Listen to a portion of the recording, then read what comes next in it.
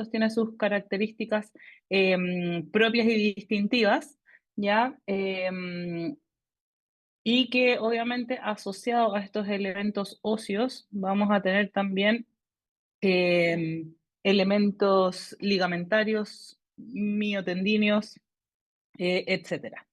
¿Ya? Entonces, repaso general, ¿cierto? Tenemos esta vértebra cervical, que es una vértebra en general pequeña, que tiene este cuerpo vertebral pequeño porque al final solo tienen que sostener el peso de la cabeza. Tiene estas carillas articulares em, laterales, que en general son dos, y las apófisis transversas que generan estos agujeros transversos por los que dan salida a los elementos neurovasculares de la columna, ¿cierto? Y esta apófisis espinosa que puede ser en algunas de las vértebras bífida. La vértebra lumbar, ¿cierto? Es una vértebra mucho más grande, ¿cierto? Con un cuerpo vertebral mucho más grande y grueso.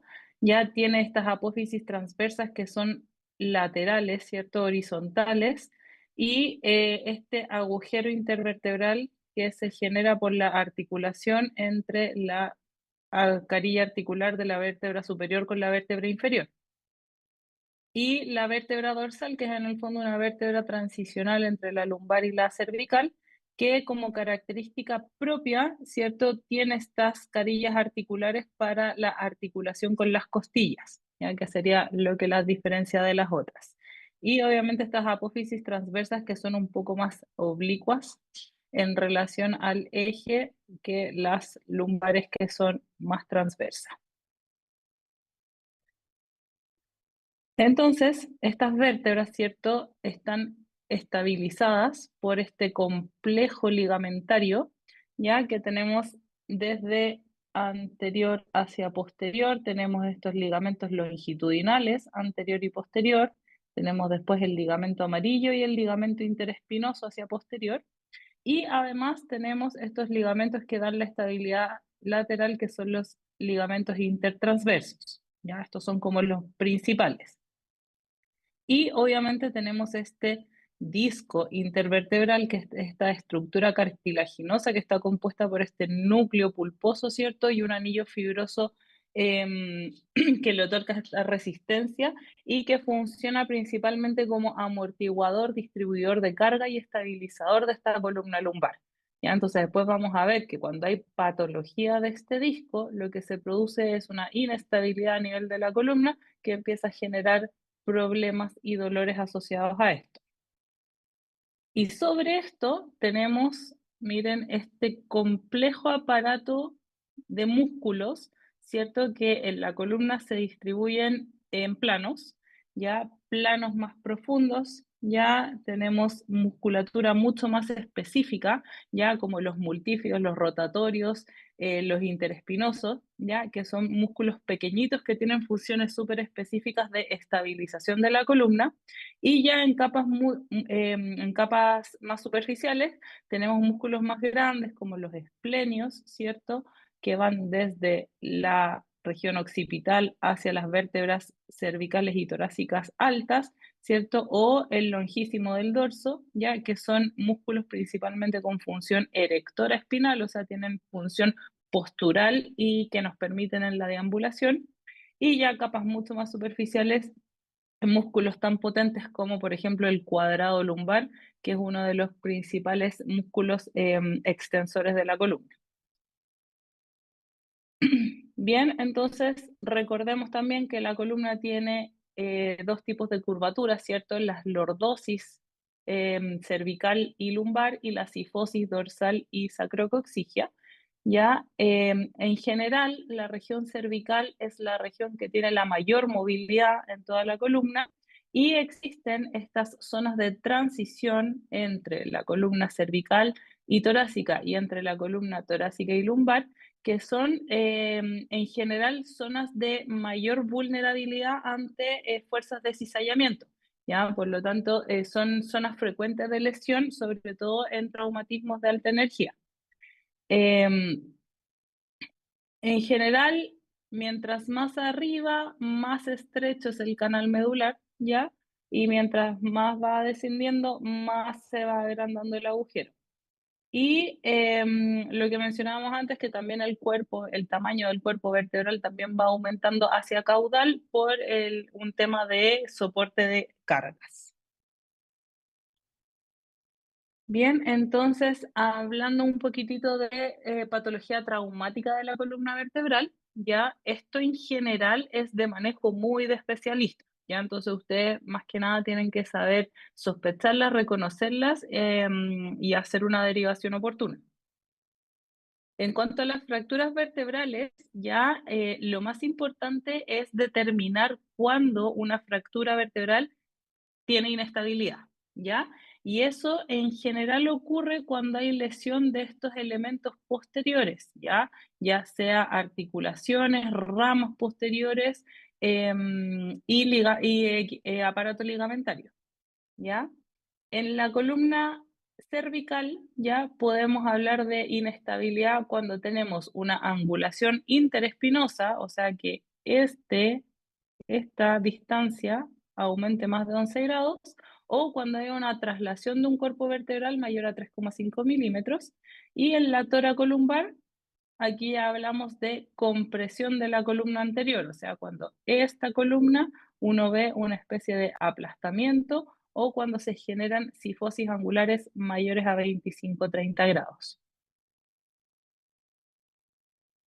Siempre importante, obviamente por un tema de cercanía, la evaluación neurológica de estas lesiones. Es una parte esencial. Recordar que anatómicamente el cono medular llega hasta L1 aproximadamente, obviamente hay variaciones interindividuales, pero en general llega hasta L1 y de ahí hacia abajo viene la caudequina. Y ahí tenemos que distinguir dos síndromes importantes, que son el shock medular y el shock neurogénico. El shock medular en general es un shock que se produce por pérdida de la función, ¿ya? Entonces ahí vamos a tener ausencia de reflejos medulares y en general tiene una duración de 24 horas, pero puede persistir hasta un mes, ¿ya? Por eso en general los pacientes con lesión de columna con daño neurológico se dejan en observación las primeras 24 a 48 horas para ver si es que existe algún grado de recuperación de la funcionalidad. Mientras que el shock neurogénico ya se produce por una alteración en la perfusión de la médula espinal, ¿ya? Entonces, esta hipotensión que va a generar un problema de perfusión a nivel de la médula va a generar este estado de disminución de la función neurológica también.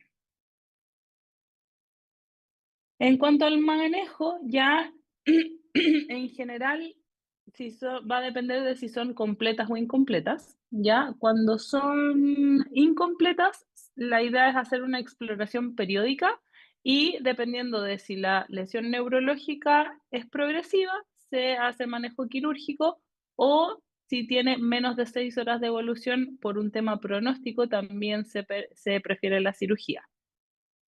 Hay algunas cosas que uno puede hacer como para disminuir un poco el daño producido por inflamación, que es dar estos bolos de corticoides potentes como la metilprednisolona, ya en estadios iniciales. Ya esto es netamente como para evitar el impacto de la inflamación.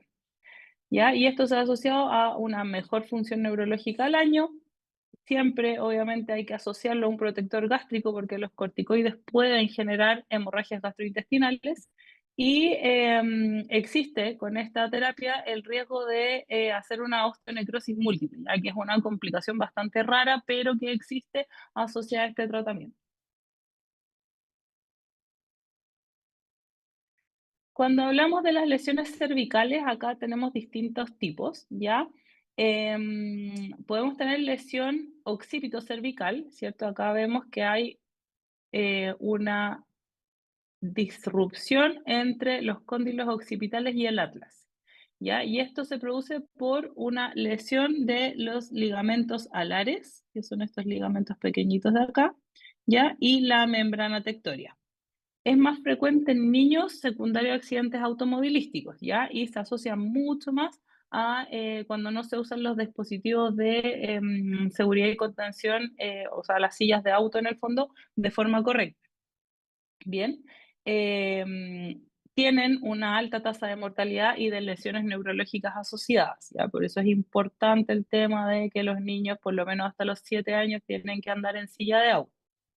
Y el manejo, si es que son estables, se hace manejo conservador, y si son inestables, se hace cirugía donde se hace una artrodesis, o sea, se fija el occipucio a la vértebra C2.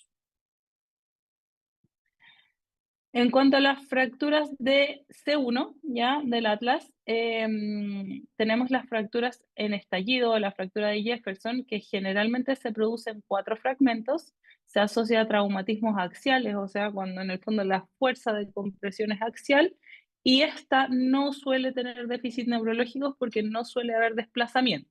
Y el manejo en general es con órtesis, ¿ya? Y que se puede hacer también manejo con tracción con estos halos o halo chaleco, ¿ya? Que básicamente lo que producen es una tracción cervical, cosa de liberar presión sobre el sistema y evitar en el fondo los desplazamientos.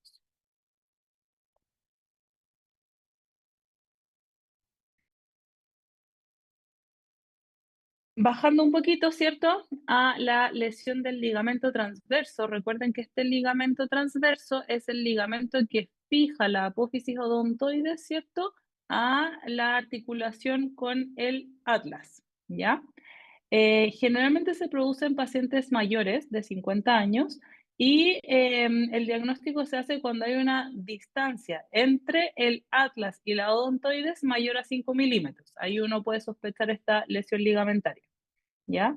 El manejo se hace una artrodesis, ¿ya? Donde se fija en el fondo el atlas al axis.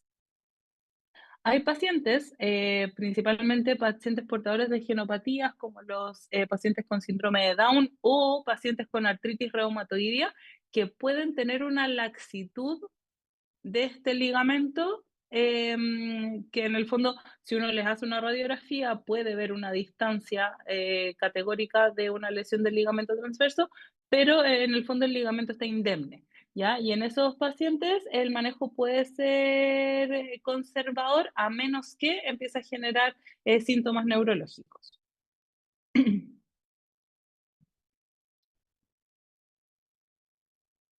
Bajando entonces a patología y fracturas de la apófisis odontoides, ya podemos distinguir 3 tipos dependiendo de su localización. Tenemos las tipo 1, que son las menos frecuentes, y es cuando se fractura la punta de la apófisis odontoides, ya proximal al ligamento transverso. Estas fracturas generalmente son estables, ya porque no comprometen ninguna de las carillas articulares, y el tratamiento es conservador con órtesis cervical. Bajamos a las tipo 2, que son estas fracturas de la base de la apófisis odontoides, ¿ya? Y estas sí son fracturas que en general son inestables, tienen riesgo de ausencia de consolidación hasta en el 40%, ¿ya? Y aquí podemos hacer manejo conservador, sobre todo en pacientes jóvenes en fracturas no desplazadas, pero en general se hace una osteosíntesis con tornillo o una artrodesis. Y las tipo 3 ya son fracturas del cuerpo de S2, ¿ya? Y en general estas fracturas se manejan de forma conservadora con tracción, que puede ser contracción craneal, ¿cierto? El casquito y seguido de el alochale.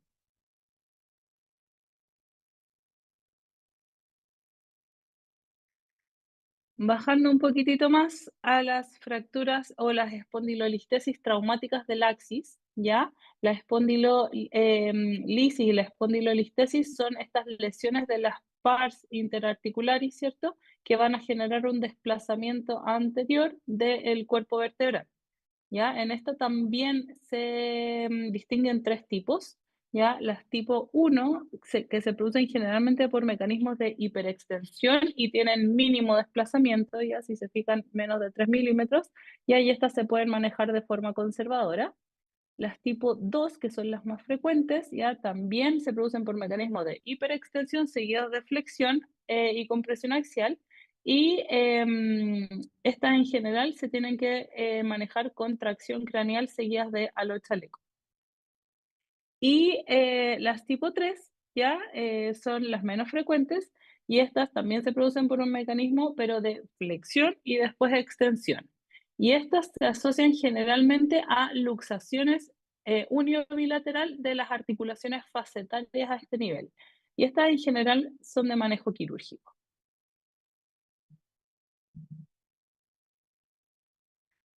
Los traumatismos cervicales bajos, de C3 hacia abajo, ya ahí podemos distinguir los esguinces cervicales, que aquí vamos a hablar netamente de lesión ligamentaria, y esto es bastante frecuente en los accidentes automovilísticos por el fenómeno del latigazo. ¿Ya? Hay, como en todos los esguinces, hay grados variables y en general el manejo inicial es con analgesia, ¿cierto? Uso de relajantes musculares porque se produce una importante contractura de la musculatura cervical compensatoria y se reevalúan en 3 a 4 semanas. ¿Ya? Los esguinces de mayor grado pueden incluso necesitar el uso de órtesis cervical, más que nada como para manejo sintomático.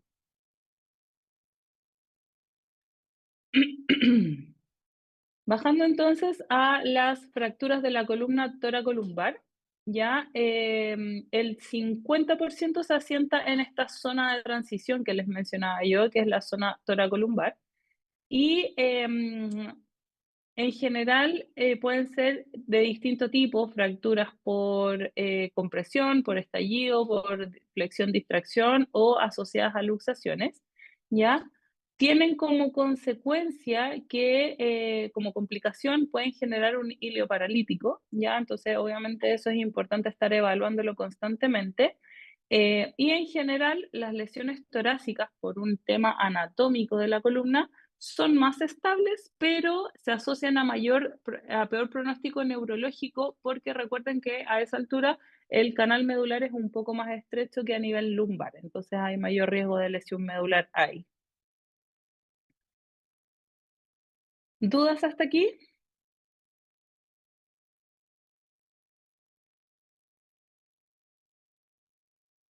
No, profe.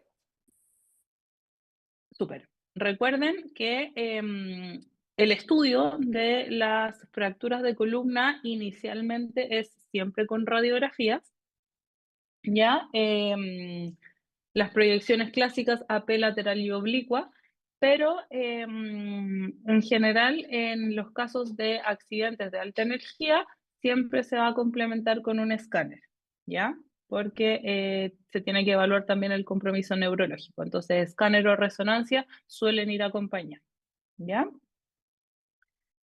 Vamos entonces a saltar a otro tema ya bastante frecuente también, que es la escoliosis. La escoliosis se define como esta desviación de la columna vertebral en los 3 planos del espacio, ya sea frontal, lateral o axial. Y hay que distinguir dos entidades que son la escoliosis estructural versus la actitud escoliótica. ¿Ya? La actitud escoliótica es cuando hay clínicamente apariencia de una escoliosis, o sea, uno ve asimetría de los hombros, ¿cierto? Un triángulo del talle alterado, etcétera, pero es por un tema postural, ¿ya? Uno ve la alineación de la columna y la columna está totalmente alineada, pero da esta sensación de curvatura. En cambio, la escoliosis estructural es cuando efectivamente vamos a tener una curvatura a nivel de la columna y eso se va a asociar a rotación vertebral, un test de Adams positivo y en general estas escoliosis cuando inician, que en general inician de niños, van a ir aumentando con el crecimiento y se va a detener la progresión cuando cierren las placas de crecimiento. La etiología de la escoliosis, yo les diría que la más frecuente es la idiopática, ya es decir, no se sabe la causa, y en general se presenta en edades bastante tempranas. Tenemos también la neuromuscular, que se produce generalmente por alteraciones neuropáticas o miopáticas. Tenemos las congénitas, que generalmente se asocian a malformaciones vertebrales o de las costillas. y otras más raras ya asociadas a diagnósticos sindromáticos como las neurofibromatosis, colagenopatías, enfermedades reumáticas, etc. Pero la más frecuente es la idiopática. La evaluación del paciente con escoliosis siempre incluye una inspección que ustedes la pueden hacer desde que el paciente entra caminando a su consulta, ¿cierto? Postura, marcha, etcétera. Y uno tiene que fijarse en estos 5 puntos, que son la simetría de altura de hombros, ¿bien? Las escápulas, ¿cierto? Puede haber una escápula más prominente que la otra, que se observe a la inspección una curvatura visible de la columna, la asimetría de la altura de las caderas, ¿ya? Y la asimetría del triángulo del talle, que es este triángulo de acá. Es importante el tema de las caderas porque muchas veces nosotros podemos tener una asimetría de hombros, una alteración del triángulo del talle, pero no tenemos una curvatura de columna y sin embargo tenemos acá una asimetría en la altura de las caderas porque hay una discrepancia en la longitud de las extremidades inferiores que me está generando toda esta alteración hacia arriba sin necesariamente ser una patología de la columna. Y posteriormente tenemos que hacer una evaluación inclinada donde se hace esta prueba que es el test de Adams, ¿ya? Donde básicamente lo que uno evalúa es la presencia de esta jiba en relación a la curvatura de la columna. Bien, entonces con eso nosotros podemos hacer el diagnóstico clínico de escoliosis. Antiguamente también se usaba el escoliómetro, ya que hoy en día la verdad es que no se usa mucho porque no está disponible en muchas partes, pero básicamente lo que esto hacía era medir la angulación de esta, en el fondo, la simetría de esta jiba que se produce por la curvatura. En cuanto al estudio diagnóstico, se hace siempre con una radiografía posterior anterior de columna en bipedestación, ¿ya? Y acá, en general, las guías recomiendan que es cuando uno tiene un ángulo de rotación torácica, que era este ángulo que se medía acá con el escoliómetro, ya mayor a 5 grados, ¿ya? Ahora, eso como ya no lo hacemos tanto, si ustedes clínicamente sospechan que su paciente por un test de Adams positivo o porque tiene una asimetría de hombro o clínicamente ustedes le ven una curvatura, ustedes le van a pedir igual la radiografía. Y la proyección lateral solo se va a pedir si es que el paciente asociado a su escoliosis tiene presencia de dolor o por una evaluación preoperatoria. Bien. La resonancia también se va a reservar para casos de dolor, cuando tenga curvas atípicas o cuando haya déficit neurológico asociado. En la radiografía, nosotros tenemos que medir 3 cosas. 1, la magnitud de la curva, 2, la localización de la curva y 3, el test de Riser, que es para ver la maduración esquelética, porque eso nos va a dar una idea de cuánto le queda en el fondo por crecer ese esqueleto y cuánto más se puede llegar a desviar esa columna.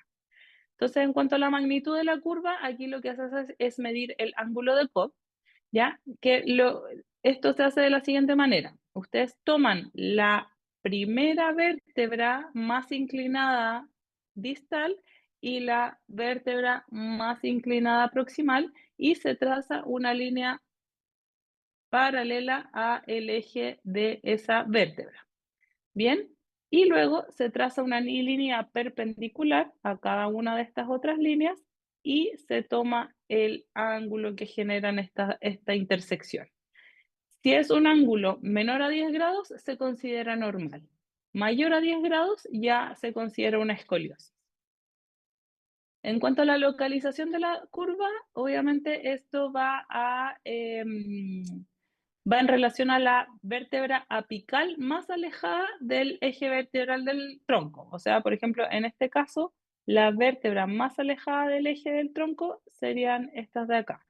¿Ya? Entonces, el lugar donde se encuentra esta vértebra es el lugar de la escoliosis. Y ahí tenemos que pueden ser torácicas, toracolumbares, lumbares o doble curvas, ¿ya? Que pueden ser toracolumbar, torácica y lumbar. Y el test de Riset Como les decía, es esto de acá, nos permite ver la maduración esquelética y aquí básicamente lo que se va viendo es el núcleo de osificación. ¿Ya? Si se fijan acá en el RISER 1 es que el núcleo de osificación está presente y ya en el RISER 5 ya la cortical está completamente cerrada y ya no se observan núcleos de osificación activos. Profe, Dígame. me queda duda con lo de la magnitud de la curva, como ¿Ya? en elegir la vértebra, En elegir, ¿ya? porque igual ahí se alcanzan a ver vértebras que están como más... Sí, tú tienes que escoger, tienes que elegir como la que esté más distal, más inclinada. ¿Ya? Entonces, claro, aquí podría quedar la duda de si es esta o si es esta de abajo. ¿Ya? Ahí podría quedar la duda, podrían probar los dos ángulos para ver cuánto da. ¿Ya? Igual esto conlleva harta práctica, ¿ya? Pero en general ustedes tienen que escoger las más anguladas como de los extremos de la curva. Ah, ya, como la que más, ¿Ya? como en vertical y no en Claro, horizontal. la que Ok, tenga más inclinación así. Entonces, y ya, ahí se traza como la línea como sobre la superficie articular de la vértebra. súper, gracias. ¿Sí? Bien. En cuanto a la resonancia, ya esta la vamos a pedir siempre que tengamos un paciente con examen neurológico con algún hallazgo positivo.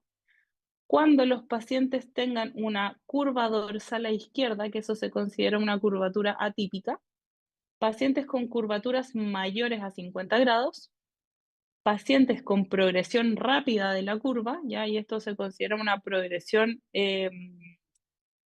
dentro de un mismo año, ¿cierto? Y todo paciente cuya curva inicie antes de los 11 años. Y en hombres con una curva mayor a 40 grados con progresión. En cuanto al tratamiento, los objetivos, obviamente, el principal es prevenir la progresión. Ya yo les decía que en general estas curvas no siguen avanzando después de que se cierran las placas de crecimiento. ¿Ya? Entonces tenemos que todo el periodo en el fondo infantil y de adolescencia mantener esa curva lo más controlada posible. Hay que mantener el balance del tronco, mantener y optimizar la función respiratoria. Ya curvas demasiado acentuadas y con mucha rotación vertebral pueden tener incluso compresión mediastínica, compresión de los pulmones, generar atelectasias, fenómenos como eh, eh, fenómenos obstructivos a nivel de los pulmones. Entonces, obviamente eso hay que optimizarlo. Evitar o manejar el dolor, ¿ya? En general, la escoliosis por sí sola no duele, sino que lo que duele son todas las estructuras estabilizadoras de la columna que están tratando de afirmar este arbolito en el fondo que está creciendo chueco, ¿ya? Obviamente hay que tratar de preservar el estado neurológico y último, pero no menor, ¿cierto? Es el tema de la cosmesis, en el fondo, que es un tema ya más perceptivo visual de cómo se ve el paciente. Bien, entonces en curvas menores a 25 grados hacemos solo observación, ¿cierto? Y ver que esta curva no vaya progresando. En general los controles se hacen cada 6 meses. En curvas entre 25 y 40 grados se usa corsé, ¿ya? Y aquí tenemos distintos tipos de corsé, el Milwaukee para las curvas altas, el de Boston para curvas bajas, ¿ya?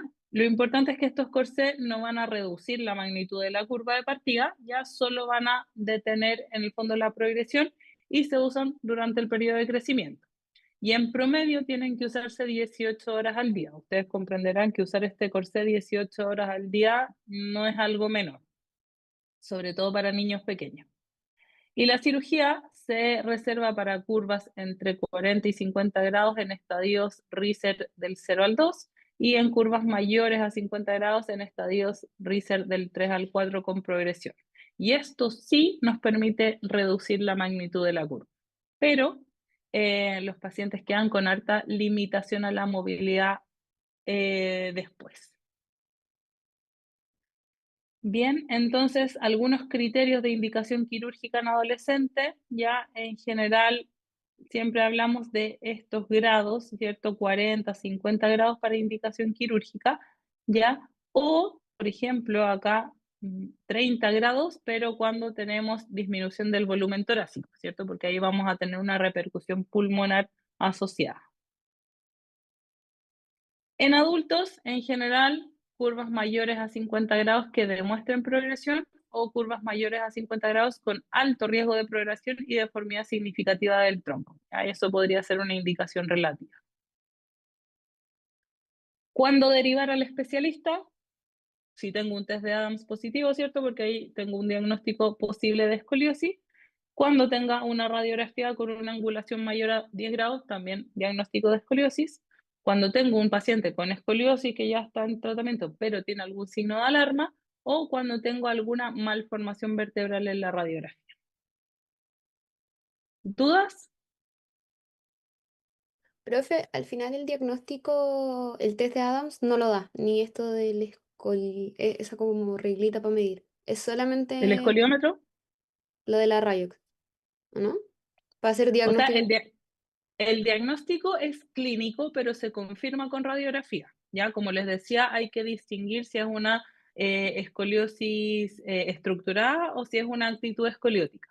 Ya, entonces ahí obviamente uno siempre confirma con la radiografía. Ya, gracias. ¿Más dudas?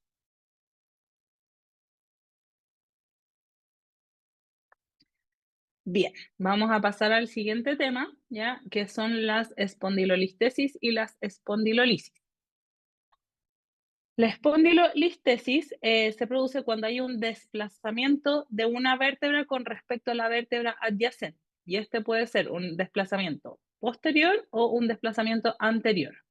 Existen varios tipos, ya si son displásicas, ísmicas, degenerativas, traumáticas o patológicas, ya, y en general se producen por más que nada sobrecarga, ¿ya? La espondilolisis, ya que es otro término, es cuando ocurre una fractura, que generalmente es una fractura por fatiga, de la pars interarticularis y que puede estar asociada a una espondilolistesis. ¿Ya? O sea, puede ser que por una espondilolisis se produzca después una espondilolistesis. La espondilolistesis ísmica es la más frecuente. Generalmente se da en hombres jóvenes deportistas y la localización más frecuente es entre L5 y S1. Y generalmente se produce por espondilolisis. Hay distintos grados, ya en función del grado de desplazamiento, ya si el desplazamiento es menor a 25%, un grado 1, y si es ya del 100% es una grado 5, ya que es la más severa. En los grados 1 y 2, lo más frecuente es que el paciente presente un dolor episódico y local. En los grados 3 y 4 ya el paciente empieza a presentar un dolor más crónico y mantenido. En ocasiones puede haber deformidad del tronco que puede ser como una postura antiálgica, ¿cierto? Con pérdida o inversión de la lordosis lumbar y alteraciones de la marcha y contractura muscular, incluso de los isquiotibiales.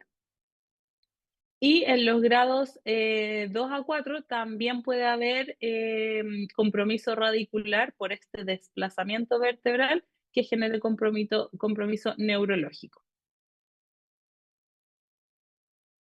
En cuanto al diagnóstico, ya aquí lo importante es siempre solicitar la radiografía oblicua, ¿ya? Y lo que vamos a ver es esta imagen de un perrito, ¿ya? Que lo pueden ver como Scottish Dogs o el perrito de la Chapelle, ¿ya? Que se produce acá en la pars interarticular, que aquí está la cabeza del perrito, el cuello del perrito, y cuando se produce una espondilolisis, se ve como que el perrito está decapitado, ¿ya? Y si lo ven acá, ahí justo en las flechitas está apuntando el rasgo de fractura. Bien. Complementario a esto, si es que la radiografía no sale positiva, obviamente hay que tomar un escáner para valorar bien la zona de la pars interarticular que está dañada y si es que hay déficit o alguna sintomatología neurológica, solicitar resonancia magnética. El manejo, siempre que tengamos un paciente grado 1 y 2, va a ser conservador inicialmente. Ahí se pueden usar órtesis, limitación de la actividad y harta fisioterapia. Ya, como les decía, esta generalmente se presenta en jóvenes deportistas, entonces muchas veces no se les puede dar mucho reposo, ya, sino que ahí se hace una modificación de la actividad y harta fisioterapia. Y en grados más avanzados, grados 3 a 5, ¿cierto? Se prefiere el manejo quirúrgico o cuando el paciente tiene síntomas neurológicos que no responden al tratamiento conservador, también se hace con una artrodesis.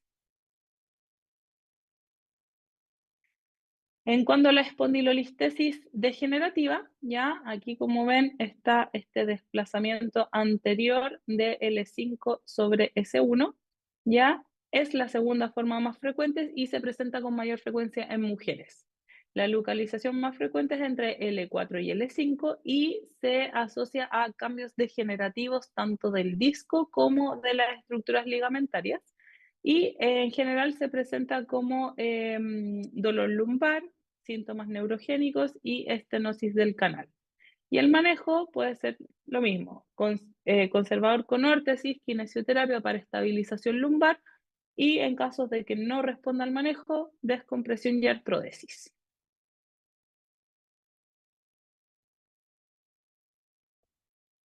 ¿Dudas hasta ahí?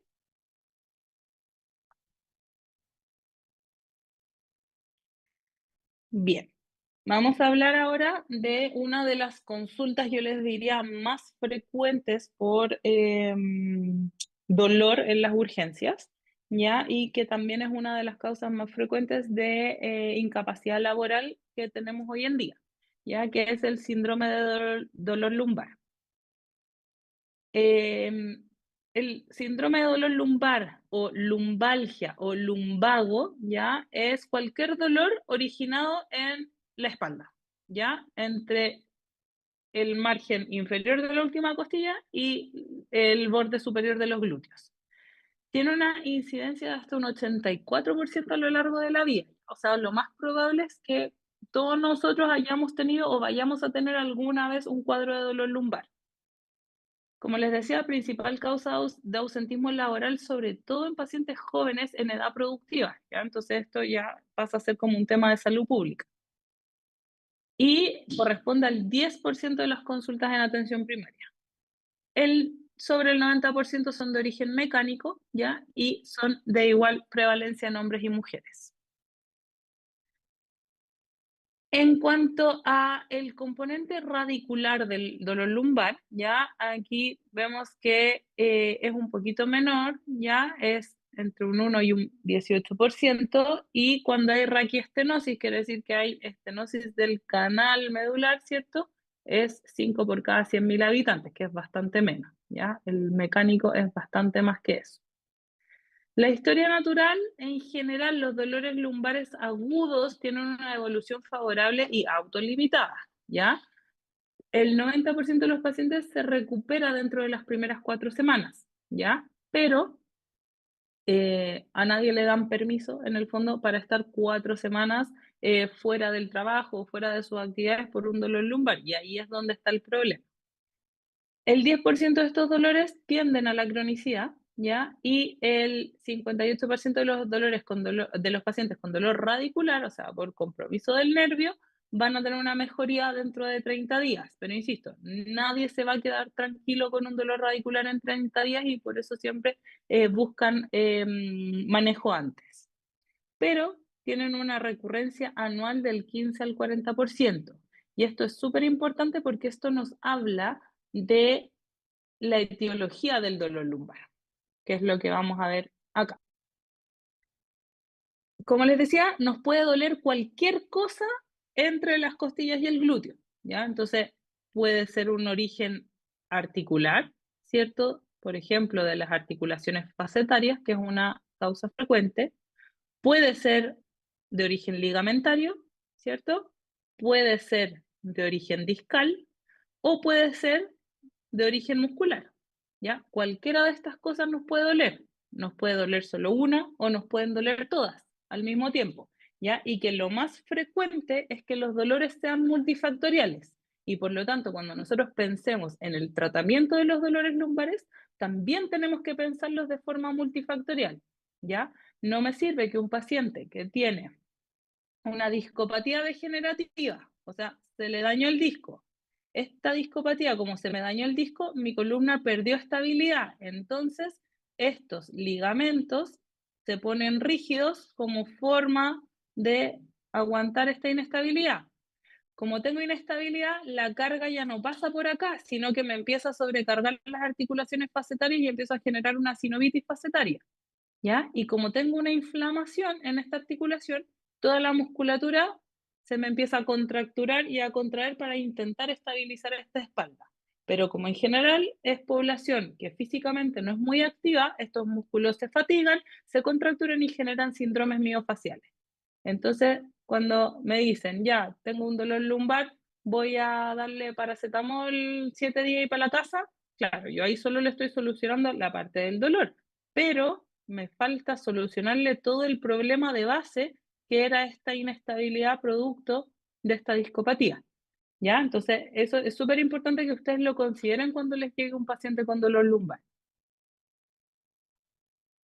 En cuanto a la clasificación, hay muchas clasificaciones. Podemos clasificarlos en cuanto a la temporalidad, en si es agudo, subagudo o crónico, en la relación con el movimiento, si son lumbagos mecánicos, que como les decía son los más frecuentes, o no mecánicos. Y aquí tenemos, por ejemplo, los musculoesqueléticos, que son el 70%, ya, o sea, contracturas musculares. Enfermedad degenerativa discalofacetaria, 10%, también súper frecuente, ¿ya? Y otras menos frecuentes, por ejemplo, fracturas traumáticas, enfermedades congénitas, etc. Y los no mecánicos, que son el 3%, ya tenemos que pensar si son referidos de alguna cosa extravertebral, ¿cierto? O, por ejemplo, si son vertebrales, ya pensar en neoplasias, miren, 0,7%, súper raro. Inflamatorios, ya enfermedades reumatológicas en general, súper poco frecuentes. Lo más frecuente es que sea esto, o musculoesquelético o facetario. Y también podemos clasificarlos en síndromes, ¿ya? Y esta es como, esto es útil en el fondo más para planificar los tratamientos más que nada. El síndrome de dolor lumbar puro ya es un dolor que es localizado en la región lumbar, que puede ser axial, o sea, en el centro de la columna, o paravertebral, uni o bilateral, o en franja, también los pacientes lo refieren como un dolor en faja, que en general no tiene irradiación y tiene el antecedente de un esfuerzo desencadenante, típico. Fue a recoger una caja pesada del suelo y al levantarla, dolor lumbar. En general se exacerba con las posturas específicas o con alguna actividad y se alivia con el reposo. En general, examen neurológico normal. Y esto, en general, como les decía, tiene un origen musculoesquelético y se debe a que hay nociceptores a nivel de los ligamentos longitudinales posteriores, cápsulas articulares y anillos fibrosos, ¿ya? Que esos van a generar como consecuencia espasmos a nivel muscular, generalmente autolimitados. En segundo lugar, el dolor lumbar de origen facetario, que yo diría que este es uno de los que hoy en día está muy, muy, muy frecuente y poco diagnosticado y poco considerado. Se produce, como les decía, por sobrecarga de esta articulación facetaria, ¿cierto? Entre la carilla articular de la vértebra de arriba con la vértebra de abajo, ¿cierto? Por una alteración biomecánica a nivel de la columna. O sea, la columna no se está moviendo bien, se sobrecarga la faceta, hace un periodo inicial de inflamación, pero ya cuando esta inflamación es crónica, empiezan los fenómenos degenerativos a nivel de estas articulaciones, ya ahí empiezan las artropatías facetarias. En general, este dolor también es un dolor localizado en la región lumbar. Es un dolor que los pacientes refieren normalmente como un dolor cansado, como pesado a nivel de la columna, que puede ser bilateral y que frecuentemente tiene una irradiación como hacia la parte superior de la región glútea, incluso hacia el muslo, ¿ya? Pero a diferencia de lo que vamos a ver después de los dolores radiculares, generalmente no sobrepasa la rodilla hacia abajo, ¿ya? Generalmente se queda como en la región glútea y en el muslo por la cara lateral o posterior. examen neurológico normal, ya pueden tener esta sensación como de disestesias o como pinchacitos corriente en la región glútea y el muslo. Ya el dolor generalmente disminuye con el reposo, pero ojo que aumenta con la hiperextensión de columna. Entonces, muchas veces los pacientes refieren que cuando se acuestan en decúbito supino en la cama, les aumenta el dolor.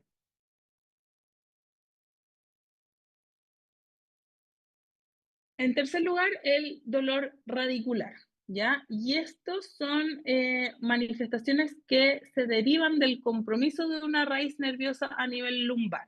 Y esto puede ser por una hernia, por una espondilolisis, por una espondilolistesis, ya por cualquier cosa que me vaya a generar una compresión radicular. Y ahí tenemos la ciática verdadera, que es un compromiso por compresión real del nervio a ese nivel, o la pseudociática que se puede producir por dolores referidos. Algo muy frecuente a este nivel, por ejemplo, es el síndrome del piramidal, ¿ya? El piramidal, si ustedes recuerdan, es un músculo que está en la región glútea, que justo por debajo del piramidal sale una rama del ciático. Entonces, cuando hay disfunciones a nivel de la musculatura glútea que generan contractura de este músculo, comprime el nervio y genera una radiculopatía, pero que no es de origen en la columna lumbar, sino que es de origen en la región glútea. Entonces, muchas veces vienen estos pacientes con esta radiculopatía, que en el fondo les duele la pierna, tienen hormigueo en el pie, se les duerme la pierna, no pueden caminar, etcétera. Van al médico, ¿cierto? Les diagnostican en el fondo, les hacen una resonancia, que la resonancia, por ejemplo, dice que tiene una hernia, ¿ya? Y le echan la culpa a la hernia, le operan la hernia, pero el paciente sigue con dolor. ¿Por qué? Porque no evaluaron más abajo que efectivamente la compresión real era a nivel del glúteo y no le solucionaron el problema al paciente con la cirugía. ¿Ya? Por eso es importante hacer un buen examen físico de estos pacientes. Bien, entonces, lesiones radiculares, como les decía, puede ser por hernias, por patologías degenerativas, por estenosis del canal, etcétera, etcétera. Y los pseudociáticos, como les decía, puede ser incluso por síndromes facetarios, como les decía, que tenía esta como irradiación que de repente se puede confundir con una ciática real, ¿ya? O, por ejemplo, procesos infecciosos como la neuropatía herpética por el herpes zóster, ¿ya? Esta distribución dermatomérica del dolor, si tiene la mala suerte de que justo le tomó la raíz, por ejemplo, de L5 que va hacia abajo, hacia la pierna, se puede confundir igual con una ciática, pero obviamente ahí vamos a tener otras cosas a la historia clínica, al examen físico que nos van a orientar hacia uno o al otro. Bien, entonces tenemos este factor mecánico que produce la compresión radicular, ¿ya? Y asociado a que los nervios en general no toleran bien las compresiones, entonces disminuye su irrigación y ¿qué hace el nervio? Dispara, dispara, dispara, dispara y eso es lo que nos genera dolor. Bien, hay algunas teorías que nos hablan de que si esa compresión es el único factor etiopatológico, ¿ya? Y se ha visto que en realidad no. Si nosotros le hacemos resonancias a toda la población, ya solo un 36% de las hernias presentes en resonancia se asocian a síntomas. ¿Ya? O sea, nosotros podemos tener hernias en la resonancia y estar absolutamente libres de dolor lumbar. Por eso es importante que ustedes cuando traten pacientes no traten imágenes, sino que traten al paciente y a su clínica y siempre correlacionar la clínica con la imagen y que siempre es la clínica lo que manda. ¿Bien? Y también hay factores bioquímicos, sobre todo estos mediadores inflamatorios, interleuquinas y TNF-alfa, ya que pueden generar irritación del nervio y eso también puede estar generando sintomatología. Bien, como les decía, no es tan frecuente, 1 o 2% de la población, ¿ya? Y hay unas cifras de Estados Unidos que hablan de el número de disectomías anuales, 480.000, ¿ya? Y esto al final nos habla de que muchas veces se hacen procedimientos quirúrgicos innecesarios en la población por no esclarecer bien cuál es el origen real del dolor. En general, como les decía, estos síndromes lumborradiculares tienen una evolución favorable autolimitada, pero el tiempo en el que se resuelven solas suele ser demasiado largo como para que las personas puedan esperar sin buscar algún tratamiento. En general, el compromiso es dermatomérico o miomérico, ¿cierto? Puede haber asociación a hipo o a reflexia, siempre hay que hacer examen neurológico. Y bajo la rodilla, cuando el compromiso llega bajo la rodilla, se considera una ciática real. Cuando es sobre la rodilla, estamos sospechando compromiso de otras raíces nerviosas como el femoral. Y podemos distinguir dos presentaciones clínicas, una irritativa, ¿cierto? Por estos factores inflamatorios que les decía antes, donde hay un déficit motor que es poco relevante o inexistente y es más un dolor metamérico el que está comprometiendo, versus cuando es compresivo, donde ahí sí tengo sintomatología por compromiso muscular o compromiso mecánico, y ahí tenemos una mezcla de este efecto inflamatorio con el efecto mecánico compresivo. Bien, entonces, como les decía, esta es una patología que es multifactorial, por lo tanto el tratamiento también tiene que ser multifactorial. Acá importante la evaluación de las raíces nerviosas para discernir efectivamente cuál es la raíz nerviosa más comprometida, y aquí importante siempre ir a buscar la distribución dermatomérica, ¿cierto? Según raíz, y la presencia de debilidad muscular y la presencia de reflejos.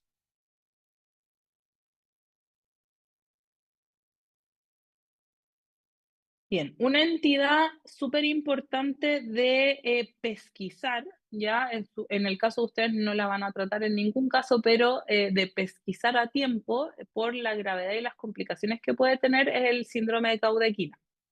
¿Ya? Este síndrome, obviamente por compromiso de la caudequina, y puede ser uni o bilateral, y el signo clínico clásico es esta anestesia en silla de montar. ¿Ya? Si tuvieran que pensarlo como anestesia en pañal o en silla de montar en toda la región perineal. Se produce un déficit motor brusco o progresivo que suele tener un compromiso motor de M3 o más, ¿ya? Y otros signos característicos son la retención urinaria e incontinencia por rebalse. Entonces, en estos pacientes siempre ustedes tienen que ir a buscar el globo vesical. Puede haber incontinencia fecal y pérdida del tono del esfínter anal, ¿ya? Entonces, por eso, siempre en estos pacientes, si ustedes sospechan que pueda tener un síndrome de Caudequina, tienen que ir a hacer un tacto rectal porque podría ser el único síntoma si el compromiso está a nivel de L5S1.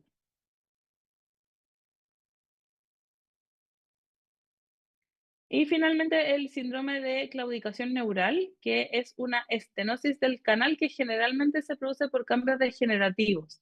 ¿Ya? Si se fijan acá, se produce un crecimiento óseo, osteofítico, ¿ya? Que empieza a generar esta estenosis del canal y que generalmente se asocia a un dolor lumbar que tiene esta irradiación radicular hacia extremidades inferiores, que habitualmente se desencadena por la marcha o la bipedestación prolongada y que se alivia frecuentemente con la flexión de columna.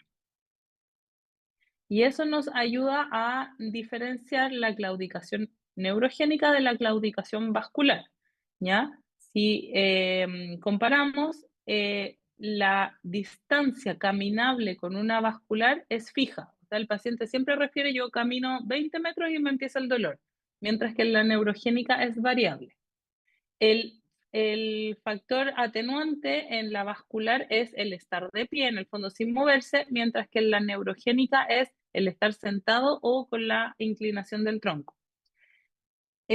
Otras cosas que los diferencian, por ejemplo, la presencia o ausencia de pulsos, ¿cierto? Si es que es vascular, vamos a tener ausencia de pulsos distales, mientras que en la neurogénica van a estar normales. Y finalmente, el síndrome de dolor lumbar atípico, que este es como un diagnóstico de descarte cuando tenemos un dolor lumbar que no calza en ninguna de las otras categorías, ¿ya? Y hay una clasificación con unos signos que son los signos de Badel, que le otorgan un componente más psicosocial al dolor lumbar, ¿ya? Y vamos a tener este dolor que en el fondo tiene un dolor que no sigue ningún trayecto topográfico específico, ¿cierto? Que tiene algunos signos detractores y que habitualmente uno puede identificar una sobrereacción por parte del paciente. Entonces, tenemos que identificar aquí dos tipos de signos de alarma, las banderas amarillas y las banderas rojas. ¿Ya? Estas banderas amarillas son más que nada para los síndromes de dolor lumbar atípico y básicamente la intervención asociada tiene mucho que ver con educación del paciente, ¿cierto? Manejar factores biopsicosociales que pueden estar afectando en el dolor lumbar. Y las banderas rojas, ya estas sí hay que tenerlas presentes para todo dolor lumbar, ya que son la edad, ¿cierto? Edades extremas de presentación, presencia de inmunocompromiso, uso de drogas endovenosas, antecedentes de cáncer, síntomas sistémicos como fiebre o baja de peso, uso de anticoagulantes, traumatismo asociado, ¿cierto? Signos de compresión medular o un déficit neurológico severo o progresivo. Cualquiera de estas cosas requieren manejo urgente. El estudio, ya partimos siempre con radiografías como estudio inicial, ¿cierto?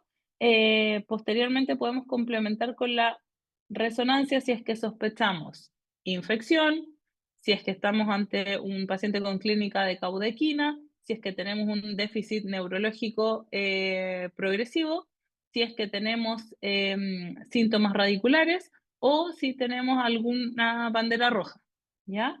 Y el TAC para pacientes que hayan tenido un traumatismo reciente, ¿cierto? Para estudiar bien si es que hay presencia de fracturas o si es que tanto en la radiografía como en la resonancia tenemos el hallazgo de una fractura que haya que caracterizar mejor.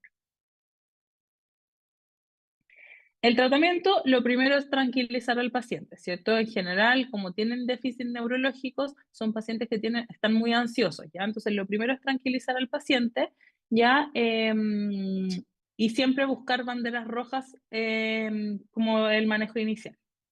El manejo farmacológico, tenemos una amplia variedad de medicamentos que podemos usar y obviamente esto tiene que ser personalizado y dependiendo de cuál sea el tipo de dolor lumbar, la estructura que esté doliendo, etcétera. ¿Ya? Y ahí tenemos AINES, relajantes musculares, antidepresivos, opioides, antiepilépticos, corticoides, una amplia variedad. En general, el síndrome de dolor lumbar puro, reposo se los puse con asterisco porque en general, si uno le dice al paciente reposo, el paciente se va a ir a tirar a la cama, ¿ya? Y eso en general le hace peor a los dolores lumbares, ¿ya? Entonces, la recomendación es bajar un poquito el nivel de actividad, pero no irse a la cama. AINES, ¿ya? Relajantes musculares y kinesioterapia para corregir los factores que están generando el dolor lumbar.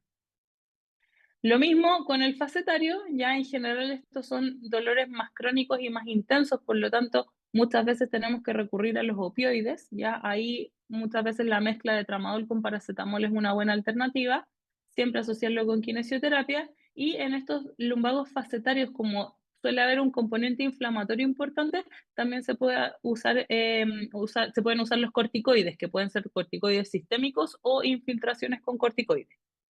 Cuando hay compromiso radicular, aquí de nuevo les puse el reposo, ya relativo, ya siempre reposo relativo y mientras antes podamos empezar los programas de rehabilitación, mejor.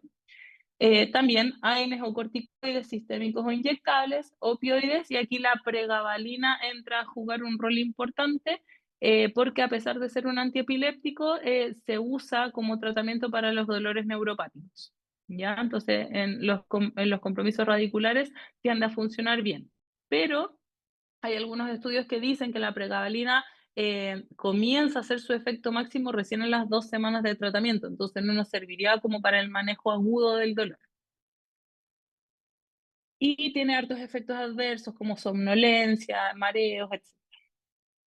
Y en la claudicación neural, lo mismo, como hay compresión neural, también paracetamol y pregabalina andan bastante bien. ¿Dudas? Profe, Dígame. eh, hoy en día igual asocian harto como el dolor lumbar o, por ejemplo, todo dolor de espalda con el tema de estar mucho tiempo sentado, como frente al computador. Absolutamente. Trabajo. En Sí, verdad, ¿qué tanta relación hay con eso? Como, infinita, ya, infinita. Ustedes tienen que pensar que nuestro cuerpo no está hecho para estar quieto, ¿ya? Nuestro cuerpo está hecho para moverse. Y la posición sentado es una posición que es antiergonómica para mi columna y sobre todo porque muchas veces cuando uno está sentado, déjenme ver acá esto, cuando uno está sentado, ¿qué hace uno? Uno se sienta y automáticamente se relaja. Y al relajarse, en el fondo yo lo que estoy haciendo, estoy perdiendo la estabilidad y la activación de la musculatura estabilizadora de mi espalda. Entonces, ¿qué hago? Empiezo a sobrecargar todas las estructuras estabilizadoras de mi espalda y por eso empiezan los dolores. Y los dolores al estar sentado habitualmente son por compromiso facetario. ¿Ya? Entonces, es verdad, o sea, si uno al estar sentado, uno adoptara una postura correcta, ¿cierto? Mantuviera activación de la musculatura intrínseca abdominal, ¿cierto? Probablemente habría menos incidencia de dolor lumbar de la que hay porque no se toman en consideración esas cosas. Y lo otro, obviamente, no pasar más de 45 minutos sentados sin moverse. ¿Ya? Porque eso también obviamente aumenta la posibilidad de que empecemos a adoptar posturas incorrectas y eso empieza a sobrecargar la espalda. ¿Sí? ya, sí, súper. Entonces sería más como un tipo de dolor facetario. Más facetario, sí. Ya, gracias.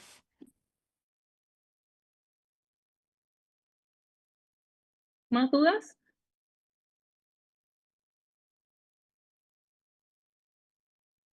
Bien, pasemos entonces a los casos clínicos. Tenemos una paciente previamente sana que hace 10 días comenzó con un dolor lumbar bajo de aparición súbita mientras levantaba una caja pesada en la oficina. El dolor se irradia desde la región lumbar derecha hacia el glúteo y cara posterior del muslo, llegando hasta la pantorrilla. Lo describe como un dolor tipo corriente o quemazón con intensidad 8 de 10 en la escala de EVA y el dolor empeora al sentarse, al toser o levantar peso y mejora parcialmente al acostarse en decúbito lateral con la pierna flexionada. Refiere además hormigueo y sensación de adormecimiento en la pierna derecha sin debilidad manifiesta. No ha tenido fiebre, incontinencia urinaria ni pérdida del control de esfínteres. Hasta ahí. ¿Qué cosas podrían sospechar que podrían haber pasado con esta paciente? ¿Qué tipo de dolor lumbar tenemos? Solo con la historia. Lumbociática. Ya, podría ser una lumbociática. ¿Qué más podría ser? Un piriforme, súper.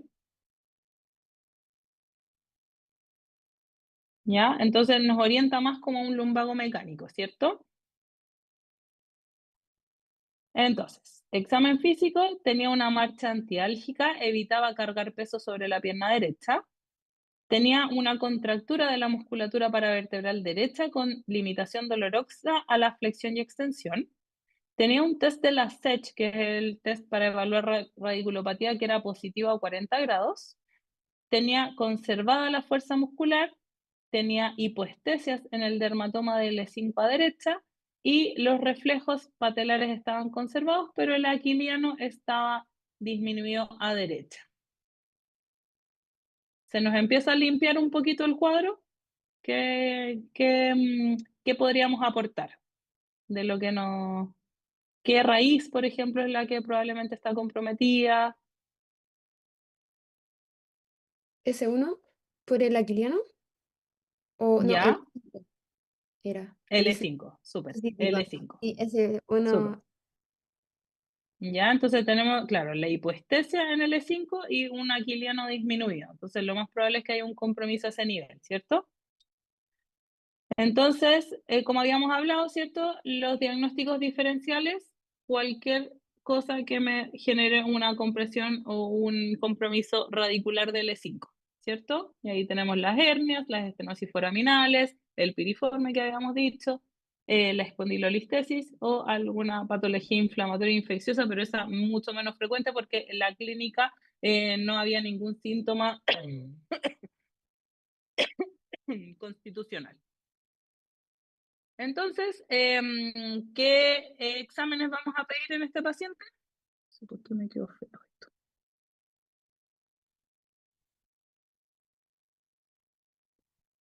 ¿Qué examen le pedirían? ¿Una resonancia? Ya, en este paciente podemos pedir una resonancia de entrada porque tiene efectivamente un compromiso neurológico asociado, ¿ya? Y aquí está la resonancia, que si ustedes se fijan aquí tenemos un corte sagital, ¿cierto? Estamos viendo por lateral. Esta parte blanquita que se ve acá brillante es el canal medular. Esta estructura más oscura que se ve acá es el cono medular y estos hilitos que salen hacia abajo es la caudequina, ¿ya? Acá tenemos los cuerpos vertebrales y los discos intervertebrales, que si se fijan la altura de este disco comparado con la altura de este disco, es distinta, ¿cierto? Este disco se ve mucho más comprometido, ¿ya? Acá estamos a nivel de L4, L5 y acá tenemos L5, S1. Y si se fijan acá tenemos una protrusión, una hernia, que justo ahí se ve que está contactando con una raíz nerviosa que podemos asumir que es una de las raíces de L5. Bien, manejo entonces, le podemos dar eso, conservador de primera línea, ¿cierto? Porque no tiene ningún signo de alarma. ¿Ya? Ahí tenemos el reposo relativo, ¿cierto? Analgesia, AN paracetamol, podemos darle relajantes musculares si tiene una contractura muscular importante. Podríamos, en este caso, usar la pregabalina también y fisioterapia desde la segunda semana, ¿ya?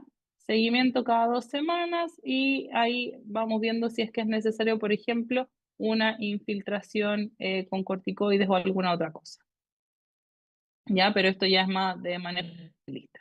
Ya ustedes diagnostican esto y lo mandan al especialista, que puede ser traumatólogo o neurocirujano.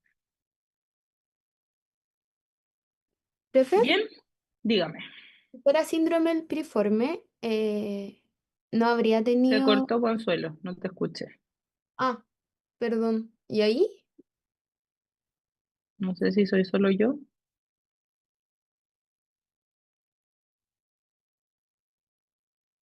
Sí, profe. ¿Qué soy yo?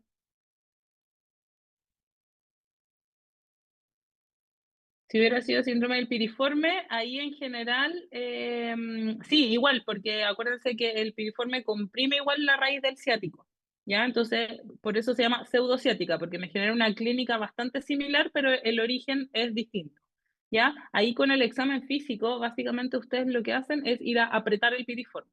Si al apretar el piriforme le desencadena la, la sintomatología radicular, ahí podemos tener un punto a favor. Y lo segundo es que las maniobras de radiculopatía, el TEP y el LASET, van a estar negativos, si es que es solo piriforme. ¿Ya? Muchas veces pueden tener compresión a los dos niveles. ¿Ya? Puede ser a nivel de columna si es que tiene una hernia, pero además se le está comprimiendo abajo. ¿Ya? Entonces muchas veces, no sé, pues, lo operan de la hernia, pero sigue con la molestia del piriforme si es que tiene las dos cosas. ¿Ya? Entonces por eso es importante hacer el tratamiento bien integral. Bien, ya. Segundo, paciente previamente sano, consulta por dolor lumbar intenso de inicio súbito irradiado bilateralmente hacia glúteos y cara posterior de ambos muslos con hormigueo y adormecimiento en la región perineal y cara interna de muslos. ¿Qué nos salta ahí al tiro que tenemos que sospechar? Caudequina. Súper. En las últimas 24 horas ha presentado dificultad para iniciar la micción, goteo postmiccional y sensación de vaciamiento incompleto y debilidad al caminar con inestabilidad. No refiere traumatismo reciente. ¿Sí? ¿Nos apoya un poquito la sospecha? Eh, Sí, por la dificultad al miccionar, pero Exacto, ahí el vaciamiento incompleto, ahí podríamos estar pensando en un globo vesical, ¿cierto? Etcétera. Pero me causa duda lo del que no haya traumatismo reciente y que sea ya, tan porque justo. no es la única causa de síndrome de Caudequina, ya Ya. el traumatismo. Puede ser por causas degenerativas, puede ser por hernia, espondilolisis, lo Ah, mismo. ya, gracias. ¿Ya? Antecedentes, miren, tenía una hernia discal diagnosticada hace 3 años que no la habían operado, ¿ya? Entonces, cosas que destaquen, ¿cierto? Tenía una marcha inestable, tenía una columna lumbar dolorosa a la palpación, con contractura muscular, ¿cierto? Tenía una disminución de la fuerza, ¿ya? Sobre todo la dorsiflexión de los pies, reflejos disminuidos, ¿cierto? E hipoestesia en la región perineal y cara interna del muslo en los territorios de S3 y S5. ¿Ya? Y al examen de esfínter tenía una hipotonía del esfínter anal, ausencia del reflejo anal y un globo vesical a la palpación suprapúbica. Por lo tanto, confirmamos nuestro diagnóstico de síndrome de Caudequina, ¿cierto? ¿Qué examen le pedimos? Profe, ¿cuál es Diga. el reflejo anal? El reflejo anal es en el fondo que uno hace como uno toca las paredes del ano y se genera una contracción. Ah, ya, y lo de la hipotonía, entonces cuando uno siente que aprieta poco al tacto. En el fondo tú haces el tacto y no sientes ninguna resistencia. Ah, ya, Ujú. gracias. De nada. Ya, entonces tenemos nuestra caudequina y ¿qué examen le pedimos? Resonancia. Resonancia. Y miren tremenda hernia que tiene. ¿Se fijan? Esa hernia obviamente está generando una estenosis del canal completo, entonces compromete las raíces de la cauda. ¿Ya? Así que esa es otra causa de caudequina. Manejo,